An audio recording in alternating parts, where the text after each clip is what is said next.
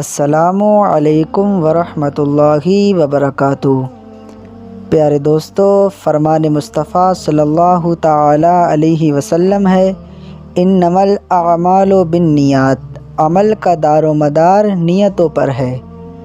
آپ کی جیسی نیت ہوگی اللہ پاک آپ کو ویسا ہی اجر عطا فرمائے گا۔ دوستو، آج کے اس وقت میں ہر انسان سکون چاہتا ہے، ہر انسان کسی نہ کسی پریشانی میں مبتلا ہے،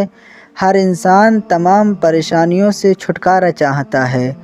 دوستو، قرآن پاک ایسی بابرکت کتاب ہے جس میں اللہ رب العزت نے تمام پریشانیوں کا حل رکھا ہے۔ آج ہم قرآن مقدسہ کی بہت ہی بابرکت صورت،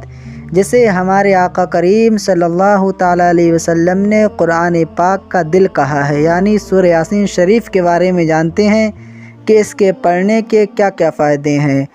آقا کریم صلی اللہ تعالیٰ علیہ وسلم کا ارشاد پاک ہے کہ اس صورت یعنی سورہ یاسین شریف کو کثرت سے پڑھا کرو، کیونکہ اس میں بے شمار فائدے ہیں۔ شارحین نے اس حدیث کی شرح میں کہا ہے، اگر کوئی شخص قرض دار ہو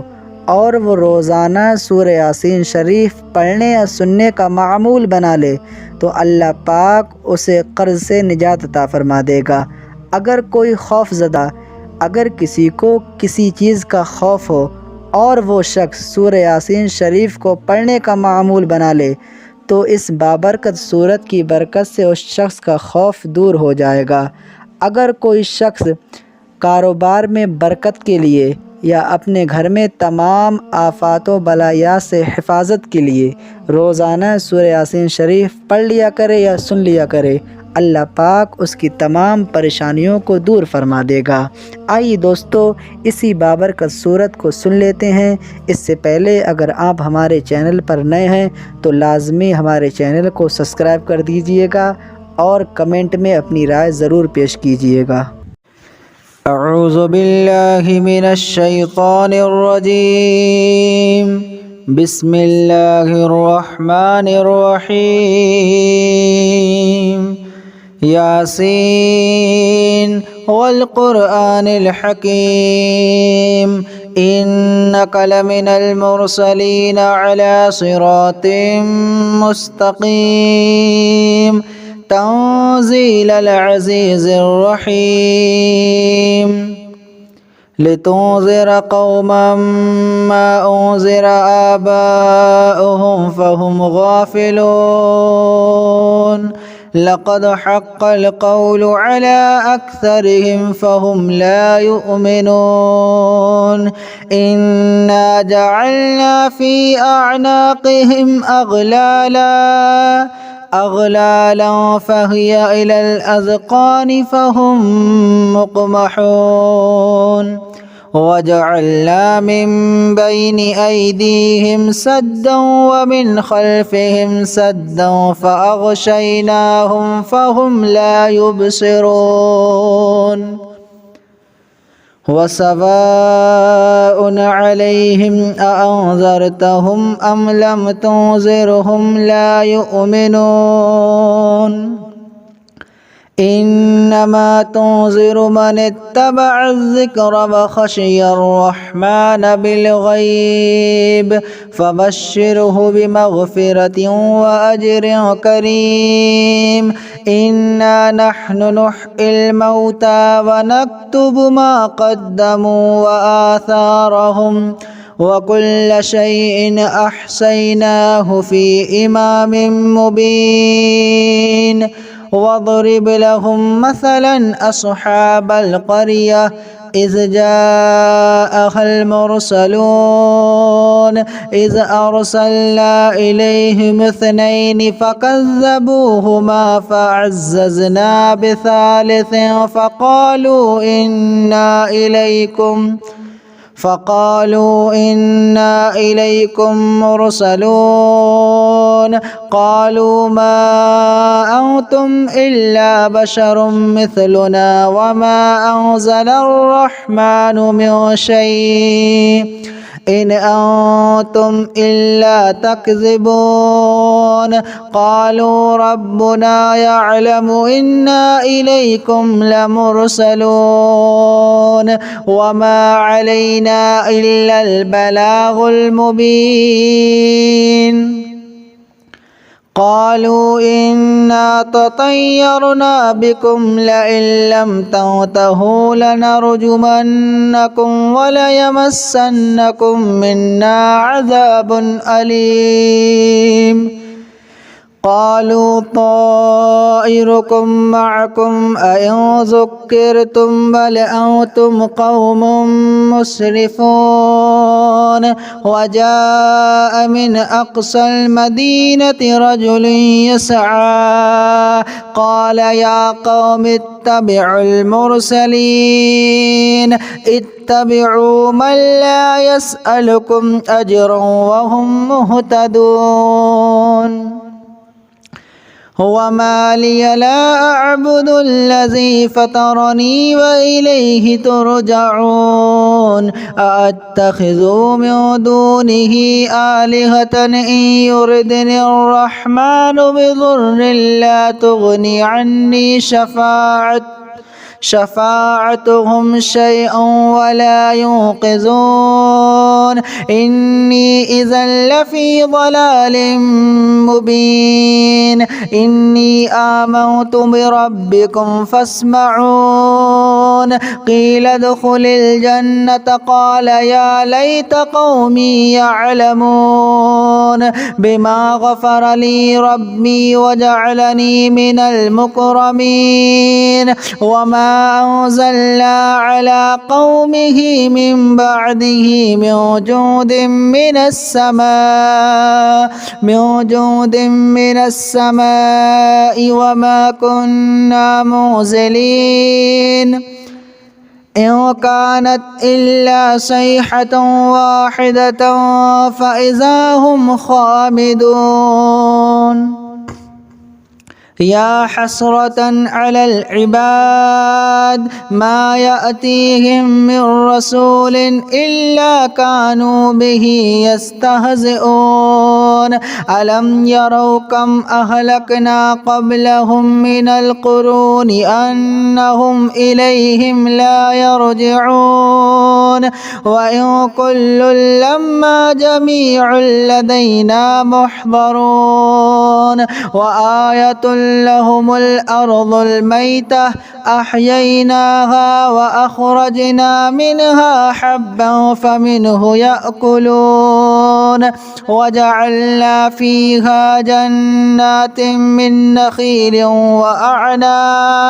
وأعناب وفجرنا فيها من العيون ليأكلوا من ثمره وما عملته أيديهم أفلا يشكرون سبحان الذي خلق الأزواج كلها مما تنبت الأرض ومن أنفسهم ومما لا يعلمون وآية لهم الليل نسلخ منه النهار فإذا هم مظلمون والشمس تجري لمستقر لها ذلك تقدير العزيز العليم والقمر قدرناه منازل حتى عاد كالعرجون القديم لا الشمس ينبغي لها أن تدرك القمر ولا الليل سابق النهار وكل في فلك يسبحون وآية لهم أنا حملنا ذريتهم في الفلك المشحون وخلقنا لهم من مثله ما يركبون وإن نشأ نغرقهم فلا صريخ لهم ولا هم ينقذون إلا رحمة منا ومتاعا إلى حين وإذا قيل لهم اتقوا ما بين أيديكم وما خلفكم لعلكم ترحمون وما تأتيهم من آية من آيات ربهم إلا كانوا عنها معرضين وإذا قيل لهم أنفقوا مما رزقكم الله قال الذين كفروا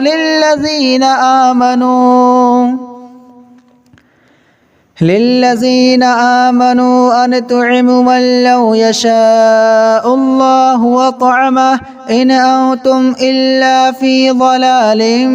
مبين ويقولون متى هذا الوعد إن كنتم صادقين ما ينظرون إلا صيحة واحدة تأخذهم وهم يخصمون فلا يستطيعون توصية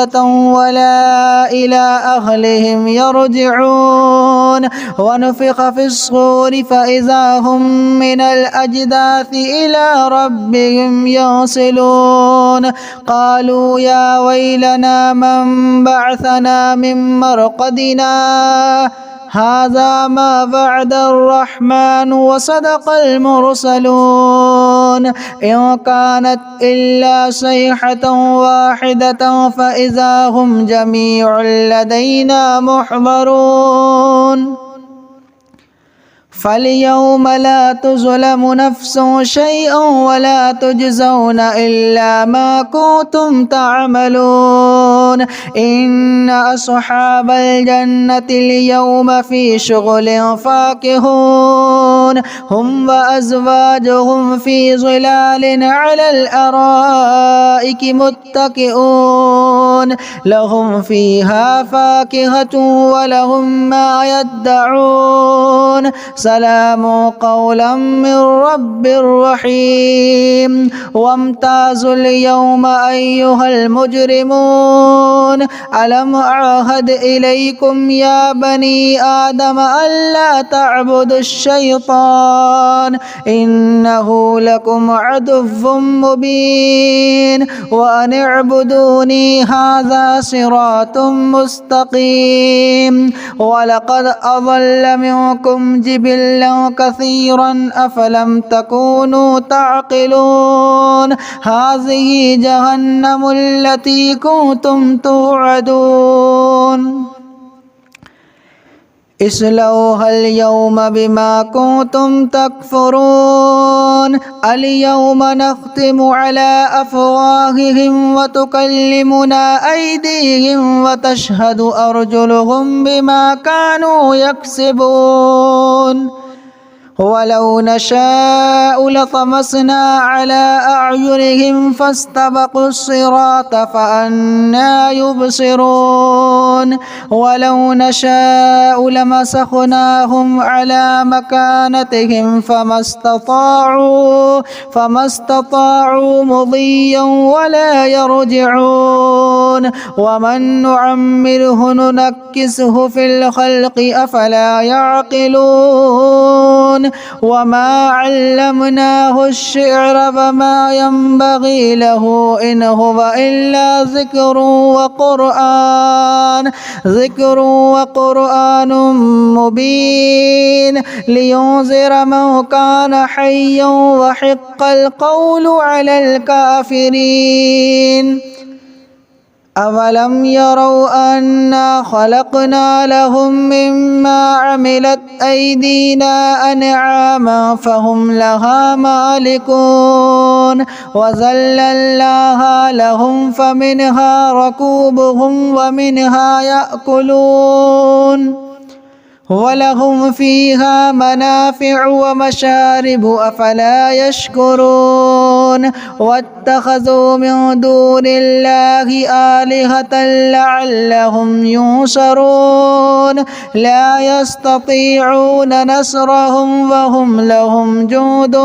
محضرون فلا يحزنك قولهم إنا نعلم ما يسرون وما يعلنون أولم ير الإنسان أنا خلقناه من نطفة فإذا هو خصيم مبين وضرب لنا مثلا ونسي خلقه قال من يحيي العظام وهي رميم قل يحييها الذي أنشأها أول مرة وهو بكل خلق عليم الذي جعل لكم من الشجر الأخضر نارا فإذا أنتم منه توقدون أوليس الذي خلق السماوات والأرض بقادر على أن يخلق مثلهم بلى وهو الخلاق العليم إنما أمره إذا أراد شيئا أن يقول له كن فيكون فسبحان الذي بيده ملكوت كل شيء وإليه ترجعون